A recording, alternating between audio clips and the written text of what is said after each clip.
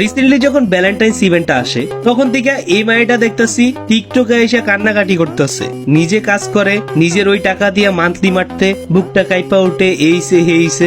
আচ্ছা ঠিক আছে, মানছি নিজের টাকা খরচ করতে খুবই খারাপ লাগে, কাজ করস বুঝতে পারছি, আবার টিকটকে এসে বলতেছস যে তোর বাপ নাই। আচ্ছা তুই যে ছাপড়িগিরি করতেছস, আবার যদি তোরে নিয়ে কেউ কিছু বলে তখন ওইটা তাদের দোষ হয়ে যায়। তুই যে ছাপড়িগিরি করতেছস ওইটা কি কোনো দোষ না? তোর বোন বাপ নাই, তুই নিজে টাকা কামাস, তুই কেন যাবি ফ্রি ফায়ারের পিছে টাকা খরচ করতে? তোর তো নিজেরই টাকা নাই, তোর নিজেই তলা খালি।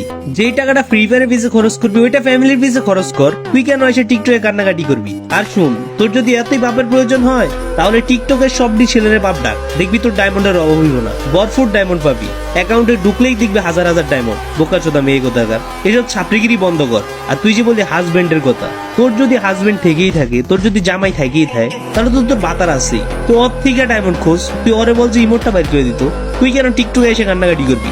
বোকাচোদা মেয়ে কোথাকার। আহারে সোনামণি, বোকাচোদা ছাপড়ি বলদ, কথা আগে বুঝবি তারপরে কাউরে কোনো কিছু বলতে আসবি।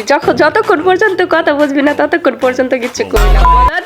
চাল তোর কথার কিছু অ্যান্সার দে। তুই কি কইছিস যে আমার বাপ নাই, তাহলে আমি এসে ছাপড়িগিরি করতেছি কি? আমি তো ভাবছিলাম আমি তোর বাপের নিয়ে আসবো টিকটকে, যে আঙ্কেল হেলমেট ছাড়া গাড়ি চালায় কেমন সন্তানটা জন্ম দিলেন, বাপরে বাপ, যে লাইনই বুঝে না পারেছে রোস্ট করতে। তো চল তোর কিছু বলি।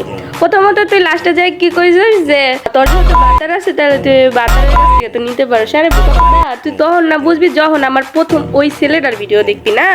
কথায় আছে না, অল্প পানির মাছ লাফায় বেশি, ভাইরাল হওয়ার চক্করে। আরে বোকা, কারে নিয়ে ভিডিও করতেছো? ভিডিও প্রথমে না দেখাই। তো চলো তোমাকে এখন একটু তোমার মতো সাতটি টিকটকার ছাড়া আরো অনেক গেমার আছে যাদের এটা ইমোশন, যেটা তোমার মতো বলতে বুঝবো না, কারণ তোমার বাপে তো তোমার হেলমেট ছাড়া বানাইছিল, তাই না?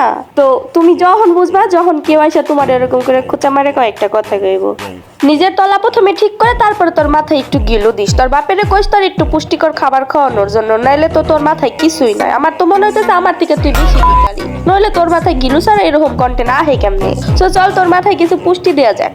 প্রথমত তুই যখন কাউরে নিয়ে কোনো কিছু বলতে যাবি তখন অবশ্যই পিছনের সবকিছু যাই না তারপরে কথা কইতে হবি, নাইলে তোর মতো বোকাচোদারে আমি যদি কোনো কিছু রোস্ট করতে যাই তাহলে তো আমার নিজেরই মনে হয় যে তোর মতো ছাত্রীকে আমি কি লেগে কোনো কথা কইতাছি, কারণ তোর মাথায় তো নিজেরই কোনো কিল নাই।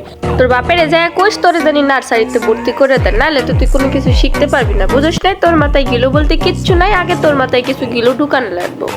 তো চল তোর সাথে আর কথা না বাড়ায় ভিডিও এই জায়গায় শেষ করি। পরবর্তীতে কোনো ভিডিও করতে গেলে অবশ্যই সব কথা বুঝ যা, তারপরে ভিডিও করবি। থাক।